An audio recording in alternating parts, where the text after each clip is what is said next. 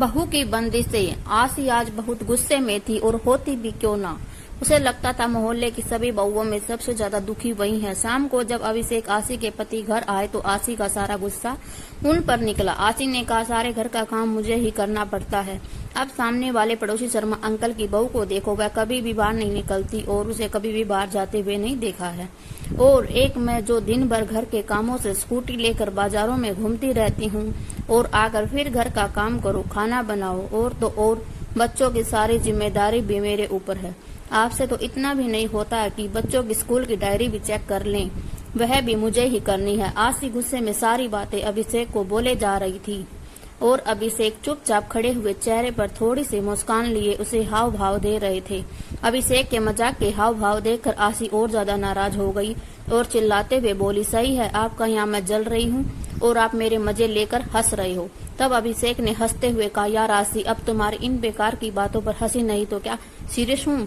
तुम अपनी तुलना शर्मा अंकल की बहू से कर रही हो। तुम्हें पता है शर्मा अंकल और आंटी दोनों अपनी बहू को घर से बाहर खड़ा तो होने नहीं देते, वह बाहर कैसे निकलेगी। तुम तो शुक्र करो तुम्हारे ऊपर ऐसी कोई बंदिश नहीं है, तुम चाहे जहाँ जाओ तुम्हारा मन करे वह पहनो, फिर भी तुम संतुष्ट नहीं हो। तब आसी ने कहा, यह कोई आजादी है मेरी, सारे दिन लगे रहो बाजारों में।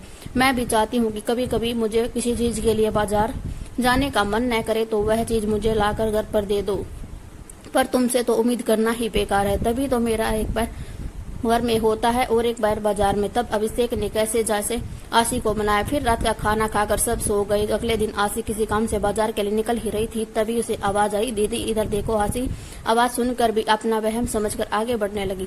फिर दोबारा उसे वही आवाज आई। तब उसने देखा शर्मा अंकल की बहू अपने कमरे की खिड़की से उसे आवाज दे रही थी। जब आसी ने उसकी तरफ देखा तो उसने इशारा करते हुए अपने पास बुलाया और कहा, भाभी क्या आप मुझे लाल रंग की नेल पॉलिश ला दोगे। मैंने अपने पति से कहा था, पर उनके पास समय की कमी होने की वजह से उन्होंने मुझे टाल दिया था।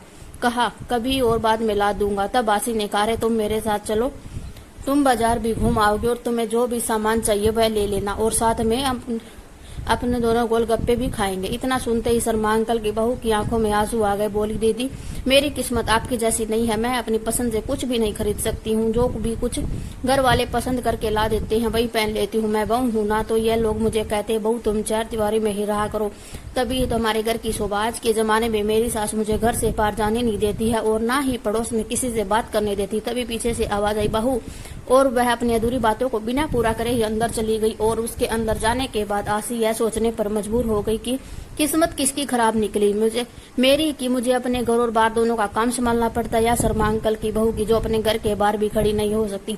आसी सोचने लगी कि मैं तो हमेशा यही सोचती थी कि शर्मा अंकल की बहू के तो ऐसे जो उसे घर बैठे बिठाए हर सामान मिल जाता। आज वह अपनी किस्मत को सराह रही थी, क्योंकि चाहे काम के बहाने ही सही वह घर से बाहर तो निकल सकती है, जिससे चाहे उससे बात कर सकती है, अपनी पसंद का कुछ भी खरीद सकती है। अगर मुझे ऐसी चार दीवारी में कैद कर दिया जाता तो आज वह भी ऐसे ही तड़पती जैसे शर्मा अंकल की बहू झटपटा रही है। आज आसी को समझ आ गया था कि जैसे हमने दूर से दिखाई देता, सच्चाई अक्सर ऐसी नहीं होती।